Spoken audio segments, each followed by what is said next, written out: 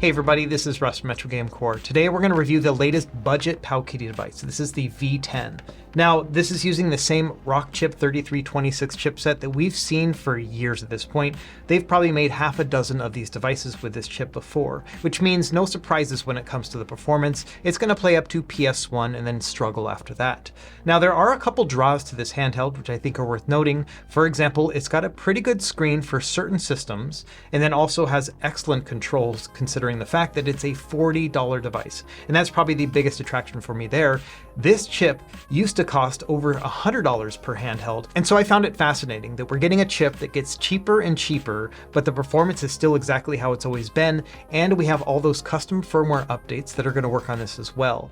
So it's kind of like in a Goldilocks place where we're spending just a little bit of money and getting a lot of handheld out of it. Anyway, we got a lot to cover here, so let's go ahead and get started.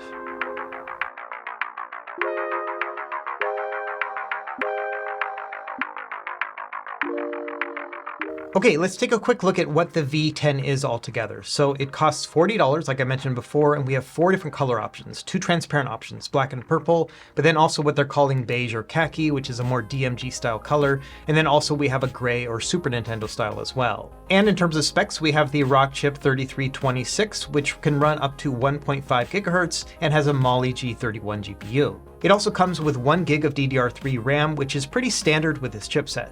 2 other things worth noting, we've got a 3000 mAh battery, which I think is going to give you somewhere around 6 hours of battery life depending on what you're using. And then we also have a 3.5-inch OCA laminated display with a 3:2 aspect ratio and a resolution of 480x320. And these screen dimensions in particular I've seen on a bunch of other handhelds over the years, especially around 2020 and 2021. This is going to give you a 2x integer scale of Game Boy Advance, which is going to look amazing. All the other systems are gonna look a little bit compromised, and we'll get into that later in the video. Anyway, let's go ahead and get started with the unboxing. And just in full disclosure, I did buy one of these myself, but PowKiddy knows my name and address, and so every time I buy one, they end up sending me a second one so I can compare it with colors. So yes, I do have a review unit and then also the one I bought. It's a little bit complicated. Either way, all my same standards apply, so they're not gonna be seeing this video ahead of time, all opinions are my own, and no money was exchanged in any way. And so let's start by taking a look at the box itself, and it's all very typical PowKiddy, just kind of a plain box. But you can see here they have the 4 different color options. There is no white option as far as I can tell, but they have that here on the box. And in terms of pack-ins, it's very typical PowKiddy. So we have a quick instruction manual with some hotkeys, and then we have a USB-A to USB-C charging cable. So let's take a look at the device itself and any first impressions. So first thing I'm noticing right here off the bat is that even though this one is labeled as gray, it's more of a beige kind of look to it. Let me grab my DMG Game Boy. You can see that the colors here are very similar between the two. So even though you might think this is going to be more Super Nintendo-esque, it's more like it's a Game Boy DMG, but then it has like these Super Nintendo colored buttons. And my second impression is that this feels actually pretty sturdy. Like the plastic itself has a nice material to it, but it doesn't rattle. Let's do a quick rattle test. So I'm hearing a little bit in the shoulder buttons, but not bad. I think that that's actually pretty good from PowKiddy standards. Now the design here is pretty interesting. So we have the D-pad with no analog sticks, which means it's going to be very focused on retro gaming. But you know, they're at the bottom of the shell because it is a vertical handheld. We also have a mono speaker here in the center. We've also got these 2 plus and minus buttons, which actually function as hotkey buttons. They're not volume or anything else. And it's interesting because this hotkey will work in some situations, whereas this one will work in others. I think just placing a single menu hotkey right here in the center would have probably been a better idea.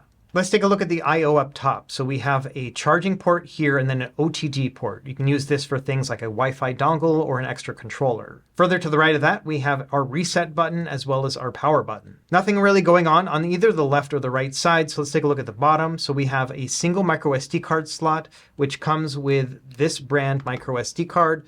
These are somewhat generic, but not the worst in the world. I think these are better than the non-branded black cards. So I wish it was something a little bit better, but I don't have many complaints about this one. And then also on the bottom, we have our headphone jack. Let's take a look at the back. So here we have a battery compartment. This is really stiff on here. Like it takes a lot of strength to even open it up. But you can see we have our 3000 mAh battery right here. It's actually stuck in place with a sticker, so it's not really coming out or rattling at all, but it is nice that it's easy to replace if anything goes wrong. And I do like that this compartment doesn't rattle or anything, it's really firmly in there. Now, like with every other PowKiddy vertical handheld, it does have protruding shoulder and trigger buttons, but I was surprised to see that they don't stick out as much as I was expecting. In fact, these might be the most flush shoulder and trigger buttons I've seen from this company before. Now, the buttons themselves feel pretty solid. They're a little bit clicky, but they also have a nice ergonomic edge to them, and so actually holding them feels pretty good in the hands. You can just kind of rest your index fingers right here. You can press the shoulders and then also the triggers. Let's do a quick sound test to see how loud they are.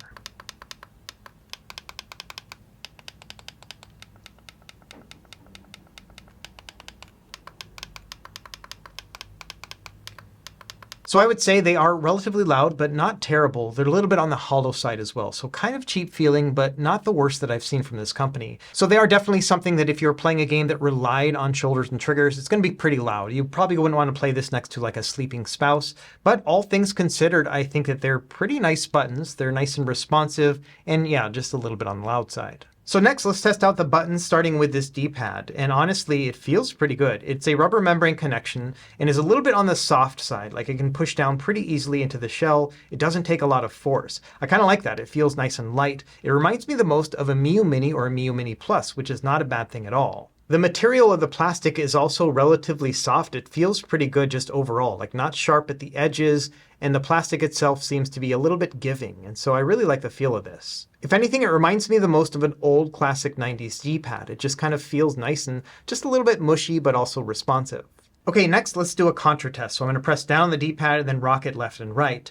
And you know, it actually passes the test. If I push it really far, yes, I can make the character move, but when I'm just kind of rocking it, the character only moves a little bit. And so this actually feels pretty good. Like I can move it in all the directions that I want to. The pivot is a little bit lower than I would love, but it's still pretty darn good. So I would say, yes, this does pass the contra test. Maybe not with flying colors, but I think it's still going to be pretty good for most use cases when it comes to platformers like this. Okay, next let's try a Street Fighter test just to see how the diagonals work. And yeah, it works really well. Like it's actually very easy to pull off the moves here. I think the performance here with Street Fighter might be better than the contra test. Like this actually works really well. So yeah, overall, I think that this does pass the Street Fighter test as well. Yeah, I think this is a good D-pad. Okay, so next let's test out these face buttons, and I actually really like these. They have a nice soft touch to them. They are rubber membrane, but you know, they have a good amount of travel to them. They don't get sunk into the case. All the things that I would expect from a rubber membrane button like this. And so yeah, I think in terms of just face buttons as well as the D-pad, it's a really good combination. Now the buttons themselves have a matte quality to them, which is a little bit grippy and I think feels really good. And then they're a little on the flat side. They are rounded at the edges, but not terribly. And so I do like the combination right here. This feels a little bit higher quality than most PowKiddy buttons. And then finally on the front, we have those two hotkeys as well as our select and start buttons. These all have the same kind of micro switch clicky feel to them, but they are not super loud, especially compared to others from this company. And so overall, I think that the buttons on this device are pretty good. You know, they're a little bit on the loud side with these function buttons, but you know, the face buttons and D-pad where you're going to be pressing the device the most are probably the best things on this device. Now, in terms of ergonomics, I think this actually gets the job done. Yeah, I'm not really a huge fan of having the controls underneath the screen like this, just because it can be a little bit awkward when it comes to balancing it. But I think the placement of these shoulders and triggers and the fact that you can have your index fingers just resting on it like this does give you the ability to kind of balance things perfectly. And so the bulk of the weight actually goes on these two fingers as you're holding it, and they kind of balance themselves like this. And so as you're holding it, it doesn't really matter that the buttons are down below the screen because everything is balanced above it, and so it feels pretty ergonomic. I probably wouldn't want to play this for like 6 hours at a time, but I could definitely do an hour straight, no problem. So now let's talk about overall size and pocketability, because this is a relatively small device, all things considered. I think one of its biggest benefits is the fact that it doesn't have those analog sticks, and the fact that even though the shoulder and trigger buttons do protrude a little bit, it's not a lot. And so as far as smaller devices go, I think it's one of the more pocketable options that we have right now before you start getting into micro handhelds like the original Miyoo Mini, which then have other compromises like the controls and ergonomics. Okay, next let's do some size comparisons. I want to start with the Anbernic RG35XX or the Plus models. And that's because I think that these two are relatively similar. If you look at them, they have the same similar kind of vertical form factor, no analog sticks, and they also have protruding back buttons as well. And this one also doesn't protrude that much either. And so just in terms of overall design language, I think these are pretty similar, but there are some pretty stark contrasts as well. The first is that the PowKiddy has a different aspect ratio screen. This is 3:2 aspect ratio, which is a perfect fit for Game Boy Advance, whereas the 35XX is 4:3, which means we have those black borders at the top and bottom with a 3:2 system. The other thing worth noting is the black bezels on the PowKiddy are fairly prominent. You can see that they are quite big. Now, this size bezel is pretty common with devices from back in 2020 and 2021, but nowadays I kind of expect something more along these lines. The other thing you might notice is that the PowKiddy is just quite a bit wider, and that's because it's using a wider screen. And so this one's a little bit fatter and wider compared to taller, like with the Anbernic. Let's do another comparison, this time with the Miyoo Mini Plus, also very similar in shape and form factor. This one also has a 4:3 aspect ratio display, also 3.5 inches, so it has very similar kind of aspects as the one we were just looking at, although the bezels are even smaller on this one. The other thing I love about the Miyoo Mini is that these back buttons do not protrude, which means it lays down flat. It just has a little bit more of a pocketable feel to it because you can just kind of slide it in and out because nothing's going to really get caught in your pocket. However, when all things are considered, I do find the Miyoo Mini to be a little bit more cramped feeling compared to the PowKiddy, and that's just because this one's a little bit wider, so it gives me more space for my fingers on the back. And so just in terms of overall size, they're somewhat similar, but I would say that I prefer the Miyoo Mini Plus just because we have a little bit more of a flush back to it.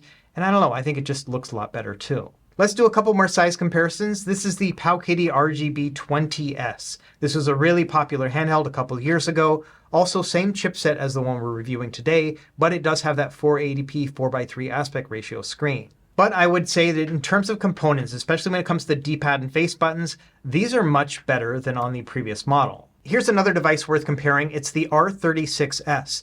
There are a couple things really interesting about this one. It's a clone of the PowKiddy RGB20S we were just looking at, but as you can see, the analog sticks are below the D-pad and face buttons. And this one also has the same chipset as the V10 that we're reviewing today. But probably the most interesting aspect is that this one also retails for around $40. So these two devices are about the same price. And over the past year or so, when I'm talking about devices starting at the $40 price point, my main recommendation has been the R36S. So that's something we'll revisit at the end of this video, is whether or not I think that the new $40 V10 is good competition against this one in that budget price point. And in finishing out, here's a couple other random size comparisons. First, we have the original Miyoo Mini, and then the Anbernic RG35XXH, and then the original Game Boy, as well as the Game Boy Color. And so all things considered, I think it's a nice small handheld. It's something you could definitely pocket, although I do think that the protruding shoulder buttons aren't going to make it the best, but it's definitely something I think is more portable than most others. Okay, next I want to talk about the software experience with this handheld because there are some interesting things here.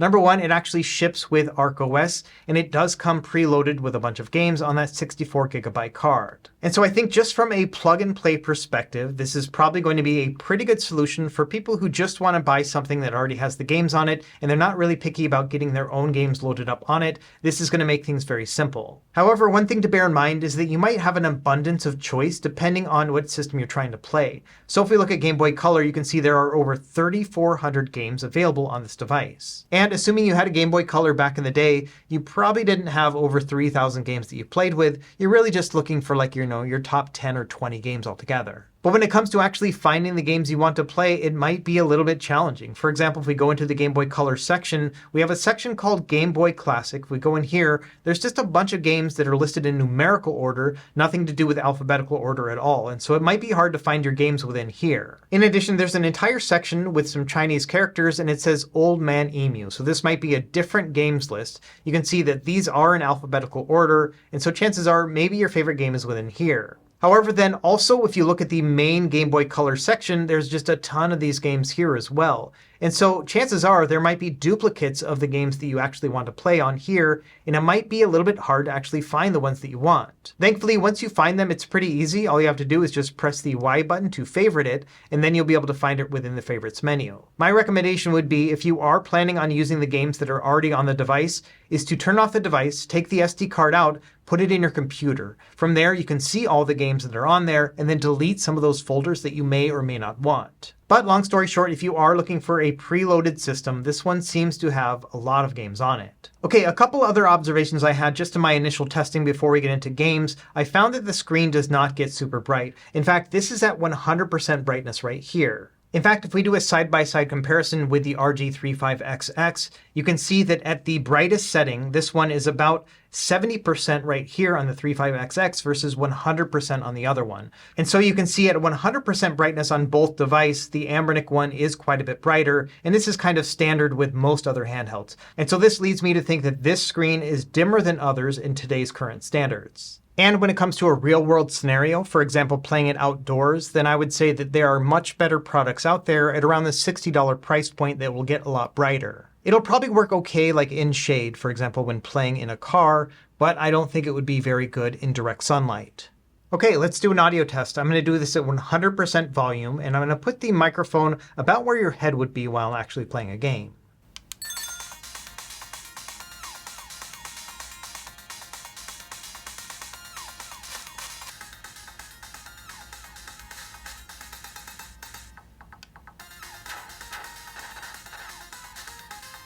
Okay, so all things considered, I would say this is a relatively quiet speaker as well. Again, it reminds me a lot of 2020 or 2021 devices. A lot of them were relatively quiet on the grand scheme of things, and this one's very similar to that. And so both in terms of brightness and sound quality, it almost feels like I'm in a time machine because it feels like a lot of those older devices, and this one is kind of a throwback to that experience for better or for worse. Okay, now I want to move into game testing and also talk a little bit more about ArkOS and how you can get the most out of this device if you do happen to pick one up. And I think first and foremost, we need to talk a little bit about Game Boy Advance because as I mentioned before, this is a 2x integer scale of this particular system. So if you are looking for Game Boy Advance gameplay, this is going to give you one of the best experiences around. Now, one thing worth noting in terms of the games list is that you will not find any Mario or Pokemon or other Nintendo IP games on this system. So for example, here you can see in the list, there is no Mario game right here. That means you will have to load those ROMs up yourself, which is fairly easy once you source them. And I think that PowKiddy does this so they can stay off of Nintendo's radar. Regardless, I added my own Pokemon Fire Red ROM right here, so this is what we are going to test here with Game Boy Advance. Okay, so here we are right in the beginning of the game. And as I mentioned before, this is a 2x integer scale, so everything is going to scale perfectly. Nice crispy pixels. It's basically going to look just like the original system, but it has that OCA laminated display and, nice vibrant colors. And so this is going to look really good. In particular, I think that Game Boy Advance is probably the system that's going to shine the most on the PowKiddy V10. And it was a very similar story with other similar devices like this with this 3:2 aspect ratio screen and the same resolution. And so this is more like a modern version of that same type of console. And I think this is a fairly good value proposition when you think about it, right? $40, we're talking about something that can play every Game Boy Advance game and they're going to look amazing on it. $40 for used Game Boy Advance is kind of impossible to find nowadays. So the fact that we have a third-party successor like this that has the ability to play all these games, obviously via software emulation, is still a fairly good deal, especially considering the quality that you're going to get with Game Boy Advance. So I think if you grew up with this system in particular, this might be a really excellent fit at this price point. Now, while we're on Game Boy Advance, let's talk about some of the other features within ArkOS because some of these are pretty interesting. To start, let's talk about how you can adjust the brightness and the volume of this device. After all, there are no volume buttons on it. So instead, you'll use this plus button or the right hotkey. What you can do here is you can hold on to it and press up and down to adjust the brightness. So as I'm starting to press it down, you can see that it's getting dimmer and dimmer. And then when I press it up, it's going to get brighter and brighter. And so that's how you can adjust the brightness. And then same thing with the volume up and down. That's going to be left or right. So if I hold on to the plus button and then do right, it's going to get louder and louder. And so that's how you make those adjustments on the fly, just like that. Now for all the other functions, you're going to use this left hotkey. So you'll press the minus button and R1 to do a save state. And then we can move around, press it again with L1 to load that old save state. In addition, if we press this button in R2, it's going to toggle on fast forward, and then we can press it again to toggle it off. And then finally, if we want to exit a game, we will press the hotkey and start. Now, one other thing that I think is a really neat feature within ArkOS will be found within the Options menu in the main menu. If you go in here and then go into Advanced, there's a section called Quick Mode. I already have it turned on, that's why it's saying Disable Quick Mode, but for you, when you first turn it on, it'll say Enable. So just go ahead and turn this on. And what I love about Quick Mode is it allows you to basically do a quick shutdown and save your game. So we'll press the plus button and then tap on Power. You'll see a little bit of an ArkOS logo pop up, then it'll close down. Now in enabling quick mode and then shutting it down by using the hotkey and power button, we actually did a save state at the same time as we were powering it down. So now all we have to do is just press and hold the power button for a couple seconds, and then it'll go through the boot process, but it'll start up the game we were previously playing and actually go back to exactly where we were as well. So this is a nice way to really consoleize the whole experience and make it feel like just a plug and play kind of game. And so yeah, here we are right back into the game, and I think that's an excellent little feature. Now, of course, this device can do way more than just Game Boy Advance. Let's talk about both the good and the bad that comes from that when you try to emulate other systems. We're going to use Super Nintendo as our example because this is probably the most stark contrast. From a power and performance standpoint, this will be able to play every Super Nintendo game, so that's not the issue. In addition, when showing 4:3 aspect ratio content on a 3:2 screen, I still think it looks pretty good. You will get some light black bars on the left and right, but not as much as you would expect with like a 16:9 aspect ratio screen. So this kind of splits the difference, where it is somewhat wide, but 4:3 content still looks pretty good. The biggest issue here has to do with the resolution scaling because we are looking at a lower resolution screen. And Mega Man X here is an excellent example with Super Nintendo. If we look at this little life bar, you can see that it is not evenly balanced at all. In fact, it is quite terrible. Again, you have to remember that the resolution is only 480 by 320. Now we've got a couple ways to adjust it. The first would be integer scaling. So if we go into the RetroArch quick menu, we go into settings and then video and scaling, we'll be able to pull up integer scaling. The problem with that is it's going to make the screen a lot smaller, as you can see right here. So now not only do we have black bars on the left and right, but we've got them on the top and bottom. And I think that with a device as big as this, a screen that small just looks kind of ridiculous. So in general, I wouldn't recommend trying integer scaling with systems like Super Nintendo. Instead, our other option is going to be using different shaders. And we've got quite a few options, and some of these actually get the job done. So again, we'll press the menu hotkey and then X to get back into the quick menu, and then we'll go down to shaders and then load. From here, we're going to scroll down until we find the interpolation folder. This is going to allow us to even out some of these pixels. Now we have a lot of options right here, and one of the major ones that I tend to use with this chipset in particular is this one, Sharp Bilinear 2x Prescale. This is going to smooth things out without making them too blurry looking. So here's a look with this shader, and you can see that yes, the pixels are more balanced with the Mega Man Life Bar. They're not perfect, but they are a lot better than they were before. However, we can try some other shaders to see if they're going to work better. Another excellent interpolation shader is this one called AANNs. Let's try this one instead. The thing about this one is I feel like it looks the best out of all of them. As you can see, Mega Man's Life Bar is a lot more balanced now. In fact, I would say it's almost perfect.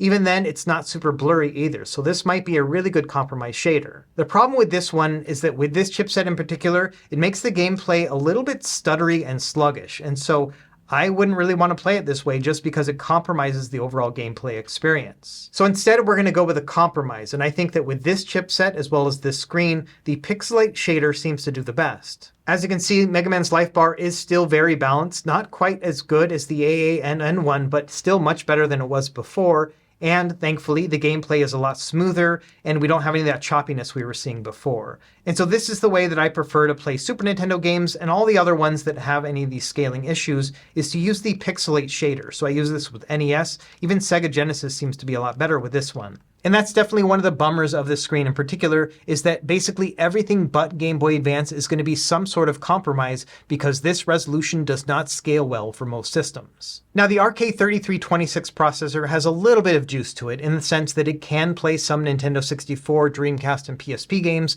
although I wouldn't get your hopes up. It's more going to be hit and miss than anything. However, one thing to keep in mind, this control setup is not going to be very good with Nintendo 64 in particular. And that's because most games did not use the D-pad as its main input, it was instead an analog stick. So your main option would be to open up the game using RetroArch and then change out the analog stick input to be the D-pad input instead. That way when you press on the D-pad, it's going to give an analog signal. It's not going to be perfect, but that's probably one of the best ways you can do it. However, the unfortunate thing is that with this chipset in particular, it doesn't play very well with RetroArch. Instead, the standalone Nintendo 64 emulators will give you the best performance. And unfortunately, it's not easy to change out the controls on the standalone emulator. And so you're going to be SOL if you are trying to play a game like F-Zero X that requires an analog stick input, and it only really plays on the standalone emulator anyway. So I would say among all of the high-end systems, it's going to be Nintendo 64 that's going to suffer the most. And that's because both performance is going to be compromised as well as the control setup. Now, when it comes to Dreamcast, it's a little bit better just because many of these games are going to work pretty well with a D-pad,